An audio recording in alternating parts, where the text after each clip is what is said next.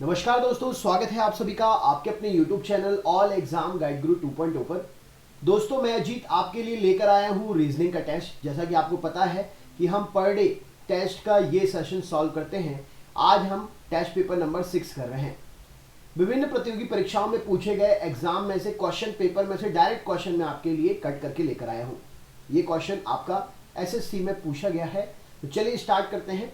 यदि प्लस का अर्थ है गुणा, गुणा का अर्थ है भाग, ऋण का अर्थ है जोड़ना और भाग का अभिप्राय है घटाना, तो निम्नांकित समीकरण में क्या उत्तर आएगा। आपको ये 4 ऑप्शन दिए हुए हैं। इन 4 ऑप्शन में से आपको कोई ना कोई एक आंसर निकालना है। ठीक है, तो आपके पास संख्या दी हुई है ये। तो ऐसे प्रश्न जब भी आते हैं तो आपको क्या करना होता है, आप भी मेरे साथ साथ सॉल्व करिए, या आप अगर सॉल्यूशन नहीं देखना चाहते तो वीडियो पुश करके आंसर देखिए। तो सबसे पहले ऐसे क्वेश्चन आए तो ऐसे में बिना चिन्ह के अंकों को लिख लीजिए। तो 20, 8, 4, 3, 2। अब आपके लिए क्या बोला गया है, चिन्ह का। तो प्लस का अर्थ क्या है, गुणा है। ठीक है, और गुणा का अभिप्राय है भाग, ऋण का अभिप्राय है जोड़ना और भाग का मतलब है घटाना। तो पहले अंक को देखिए, ऋण का अभिप्राय क्या दिया हुआ है, तो ऋण का अभिप्राय दिया हुआ है धन। तो यहां पर ऋण था, ऋण की जगह पर हमने धन लगाया। देन फिर गुणा है, तो गुणा का अभिप्राय क्या है, गुणा का अभिप्राय है भाग, हमने गुणा की जगह पर भाग लगाया। देन भाग का अभिप्राय क्या है, तो भाग का अभिप्राय है घटाना। ये आप देख रहे हैं यहां लिखा हुआ है, भाग का मतलब क्या है, घटाना। देन प्लस, प्लस का मतलब क्या है, तो प्लस का मतलब है गुणा। सबसे पहला ही है, प्लस का मतलब है गुणा, माफ करिएगा गुणा। तो यहां पर हमने इसको प्लस का मतलब क्या कर दिया है, गुणा कर दिया। ठीक, तो ये आपका समीकरण बन गया। अब आपको ऐसे समीकरण जब भी बनते हैं तो आपने बोडा-मास थ्योरम पढ़ा होगा। ठीक है, बोडा-मास थ्योरम के थ्रू पहले उससे आप ब्रैकेट के थ्रू डिवाइड करते हुए सबसे लास्ट में आपका घटाना आता है। ठीक, ये तो आपको पता ही होगा। तो चलिए हम इसको सॉल्व करते हैं। सबसे पहले हम क्या सॉल्व करेंगे, सबसे पहले हम डिवाइड करेंगे। 4 एकम 4, 4 दूनी 8। तो यहां पर क्या हो जाएगा, 20 प्लस 2 माइनस 3 गुणा 2। अब फिर करेंगे मल्टीप्लाई। तो यहाँ पे क्योंकि ब्रैकेट वगैरह तो है नहीं, तो पहले भाग, फिर गुणा, फिर धन और फिर ऋण। तो अब गुणा में क्या आएगा, 3 दूनी 6 माइनस 2 प्लस 20।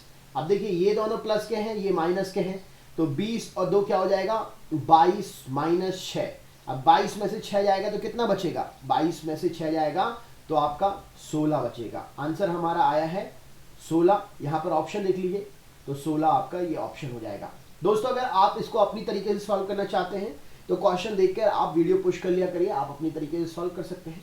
मेरा फर्ज है उन सभी को बताना जिनसे क्वेश्चंस बनते नहीं हैं, और जिनसे क्वेश्चन बनते हैं उनके लिए मेन मकसद है कि एग्जाम में कौन सा क्वेश्चन पूछा गया है, बस उनको ये पता चल जाए, मेथड वो अपनी लगा के सॉल्व करते हैं। चलिए अगले प्रश्न पर चलते हैं। अगला प्रश्न कुछ इस प्रकार है, आपके पास यहाँ पर रिलेशन वाला क्वेश्चन दिया हुआ है। एक व्यक्ति, आरआरबी ग्रुप डी का क्वेश्चन है ये। ठीक है, ग्रुप डी का क्वेश्चन है 2018 का। ठीक, ग्रुप डी का क्वेश्चन है 2018 का। तो एक व्यक्ति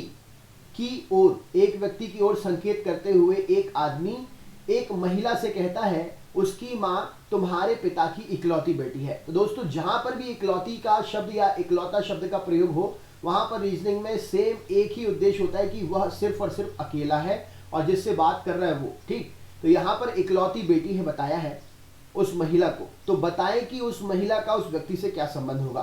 तो चलिए सॉल्व करिए। तो क्वेश्चन कुछ इस प्रकार है कि एक व्यक्ति की ओर संकेत करते हुए, मान के चलिए ये कोई एक व्यक्ति है, एक व्यक्ति की ओर संकेत करते हुए एक आदमी कहता है, एक आदमी ने एक महिला से कहा, इसकी मां तुम्हारे पिता की इकलौती बेटी है, तुम्हारे पिता की इकलौती बेटी है। मतलब महिला के पिता की इकलौती बेटी महिला स्वयं है।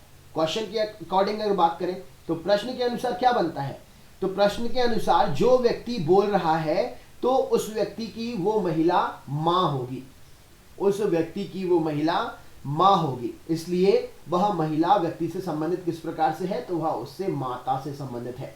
समझ गए होंगे आप। आपको यहाँ पर अपने आप को पुट करके रखना है, नहीं तो ब्लड रिलेशन में सबसे बड़ी बात है, ब्लड रिलेशन आपके लिए तब तक समझ में नहीं आएगा जब तक आप उसमें अपने आप को इंक्लूड ना करें। अगर आपको ये क्वेश्चन ना समझ में आया हो तो एक बार फिर से अच्छे तरीके से पढ़िए और देखिए, क्वेश्चन आपसे जरूर बनेगा। ठीक है, नेक्स्ट प्रश्न पर चलते हैं। नेक्स्ट प्रश्न क्या है, तो ये रहा क्वेश्चन। अगले प्रश्न में आपसे पूछा गया है 1200 लोगों का एक समूह है जिसमें एक कप्तान है और सैनिक है, रेलगाड़ी से यात्रा कर रहे हैं। हर 15 सैनिकों पर एक कप्तान है, समूह में कप्तानों की संख्या कितनी है? चलिए इस क्वेश्चन को सॉल्व करने के लिए मैं आपको कुछ समय देता हूं, आप आंसर बताइए। चलिए देखते हैं इसका आंसर आप क्या बता पाते हैं।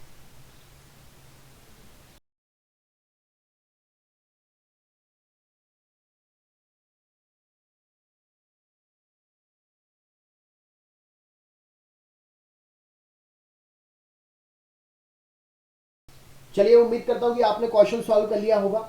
तो सबसे पहले तो हम क्वेश्चन एक बार फिर से पढ़ लेते हैं। 1200 लोग हैं, हर 15 सैनिक पर एक कप्तान है, मतलब 15 सैनिक प्लस एक कप्तान, टोटल हो गए 16। ठीक है, 15 सिपाही पर एक कप्तान है क्वेश्चन के हिसाब से, यानी कि 16 लोगों की टीम में एक कप्तान होगा। टोटल लोग कितने हैं? 1200 हैं। इसमें कप्तानों की संख्या कितनी होगी? तो सिंपल सा क्वेश्चन है, दी हुई संख्या में जो हमारे कप्तान और सैनिकों को मिला के जो टोटल नंबर हो रहा है उससे भाग दे दो। ठीक है, 1200 को आप 16 से भाग दे दो। काटे इसको, 4 चौको 16, 4 एकम 4, 4 दूनी 8, 4 त्रि 12, 300 हो जाएगा। ठीक, 2 से काट दो, 2 दूनी 4 और 2 एकम 2, 2 पंचे 10, 150।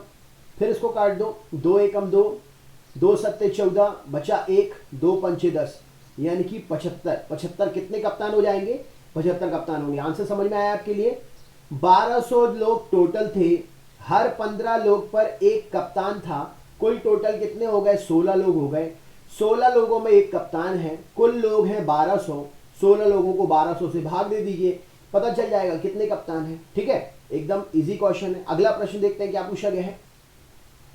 देखिए क्वेश्चन कुछ इस प्रकार है, यदि दोपहर का 1 बज रहा है अभी, तो 39 घंटे के बाद क्या समय होगा? चलिए आप इसका आंसर दीजिए, क्या हुआ था, मतलब क्या समय था, आप इसका आंसर दीजिए। कुछ समय दिया जाता है आपको।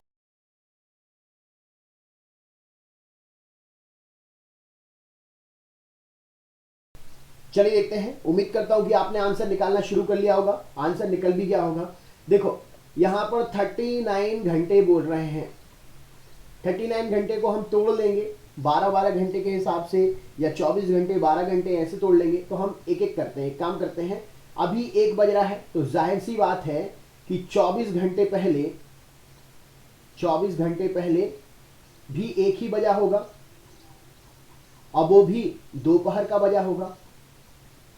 तो 39 घंटे में से 24 घंटे माइनस किए आपने, कितने घंटे बचे आपके पास में? 9 में से 4 गए 5, 3 में से 2 गया 1, आपके पास 15 घंटे बचे।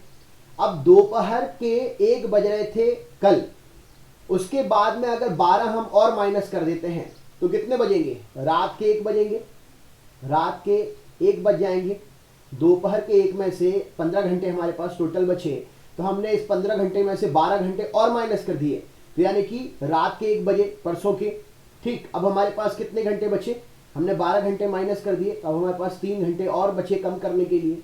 तब रात के 1 बजे में से फिर हमने 3 घंटे बचे हुए माइनस किए, तो कितने बजे? 1 से 12, 12 से 11, 11 से 10, यानी कि रात के 10 बजे। तो 39 घंटे पहले क्या समय था? तो 39 घंटे पहले रात के 10 बज रहे थे। ऑप्शन नंबर डी यहां पर सही उत्तर हो जाएगा।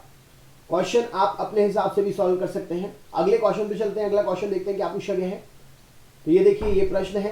प्रश्न कुछ इस प्रकार है कि किसी सांकेतिक भाषा में LOAD को 9174 लिखा जाता है, DICE को 4865 लिखा जाता है, उसी संकेत भाषा में IDEAL को क्या लिखा जाएगा? चलिए कुछ समय दिया जाएगा आपके लिए आंसर सॉल्व करने के लिए। देखते हैं क्या आंसर आता है, बताइए।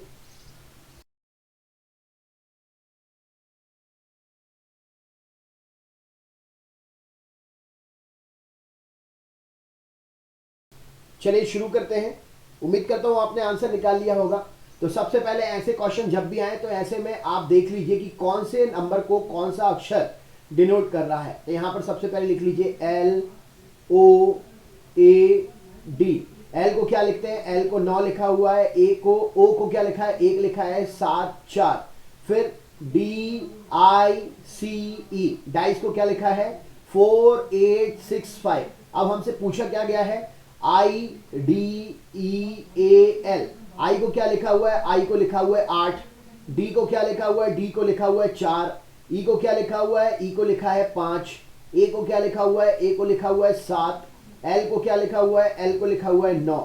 तो 8 4 5 7 9 यहां पर आंसर होगा 8 4 5 1 9, 8 5, ये भी नहीं, ये भी नहीं, 8 4 5 7 9, 8 4 5 7 9, ऑप्शन नंबर ए यहां पर हमारा आंसर हो जाएगा। तो ऐसे क्वेश्चन जब भी आए तो आपको इस तरीके से सॉल्व करना है। अगले क्वेश्चन पे चलते हैं, अगला प्रश्न देखते हैं क्या पूछा गया है। तो अगला प्रश्न कुछ इस प्रकार है, यहां पर सीरीज दी हुई थी। तो यहां पर आपके लिए क्वेश्चन है, यदि 3 और 8 बराबर 17 है, 4 + 9 बराबर 25 है, तो 5 + 10 बराबर क्या होगा। चलिए थोड़ा सा समय दिया जाएगा, बाकी आपको अगर ज्यादा समझ चाहिए तो वीडियो को पुश कर लिया करिए, सॉल्व करिए, देखिए क्या आंसर आता है इसका, बताइए। आपका समय शुरू होता है अब।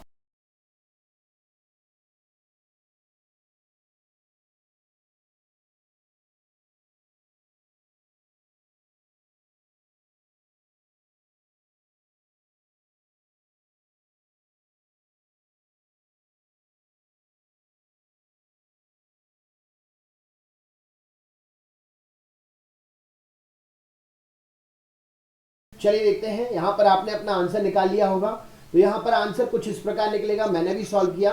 यहां पर 17 आ रहा है, 8 और 3 को जोड़ने पर 17 तो डायरेक्ट आएगा नहीं, तो यहां पर कुछ और मेथड लगेगी, या तो घन लगेगा या तो वर्ग लगेगा। मल्टीप्लाई करेंगे तो 24 ज्यादा हो जाएगा। तो यहां पर किसी एक संख्या का वर्ग करके देखते हैं। तो पहली संख्या का वर्ग करके दूसरी संख्या में देखते हैं। तो 3 का वर्ग क्या होगा, 3 का वर्ग होगा 3 त्रिका 9, 9 में अगर हम 8 जोड़ते हैं तो हमारा 17 आंसर आता है। उसी प्रकार अगर हम 4 का वर्ग करके 9 में जोड़ते हैं, 4 का वर्ग कितना होगा, 4 चौको 16, 16 में अगर हम 9 जोड़ते हैं तो हमारा 25 आंसर आता है।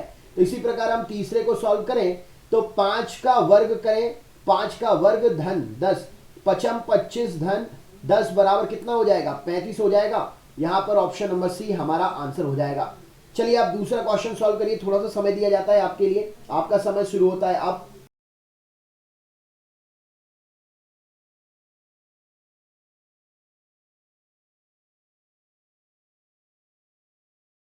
चलिए उम्मीद करता हूं कि आपने क्वेश्चन को समझ लिया होगा, सॉल्व कर लिया होगा। चलिए स्टार्ट करते हैं। तो यहां पर 8 3 - 4 बराबर 6, 8 4 - 8 बराबर 4, 8 6 - 6 बराबर क्वेश्चन मार्क। तो देखिए बड़े अंक से छोटे अंक को घटा के एकदम छोटा अंक आ रहा है, इसका मतलब क्या है, मतलब एकदम कहे तो सीधा सीधा या तो माइनस ही हो रहा है, या तो मल्टीप्लाई होके माइनस हो रहा है, डिवाइड होके माइनस हो रहा है। ठीक है, सीधा सीधा हमें पता चल रहा है कि कम हो रहा है, कुछ ना कुछ होके कम ही करना है हमारे लिए।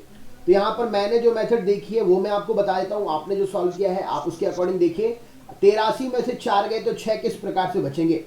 तो पहले दो संख्या को 8 एकम 8, 8 दूनी 16, 8 3 24, 24 में से हम अगर 4 को घटाते हैं तो कितना बच रहा है 20। तो हमारा ये मेथड तो होगा नहीं। ठीक है, नेक्स्ट क्वेश्चन देखते हैं, अब डिवाइड करके देख लेते हैं। 8 एकम 8, 8 दूनी 16, 8 3 24, 24 में से 4 को डिवाइड करते हैं, 4 एकम 4, 4 6 24। चलिए ये मेथड हमारा यहाँ पर लग गया, यही हम यहाँ लगाते हैं। 8 एकम 8, 8 दूनी 16, 8 3 24, 8 को 32, 32 में से 8 को डिवाइड करते हैं, 8 एकम 8, 8 दूनी 16, 8 3 24, 8 को 32, 4 आया। तो मतलब पहली दो संख्याओं का मल्टीप्लाई होके तीसरे से डिवाइड हो रहा है।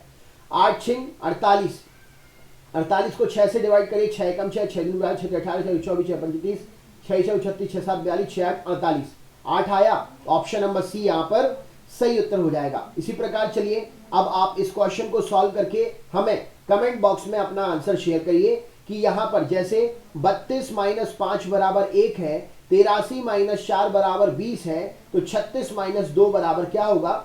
इसका आंसर आप हमें कमेंट बॉक्स में शेयर करें, हम आपके आंसर का वेट कर रहे हैं। सेशन आपका पर डे होता है, तो अगर आप हमारे चैनल पर नए हैं तो चैनल को सब्सक्राइब जरूर कर लें। चैनल को सब्सक्राइब करने के साथ साथ बेल आइकन क्लिक कर लीजिएगा।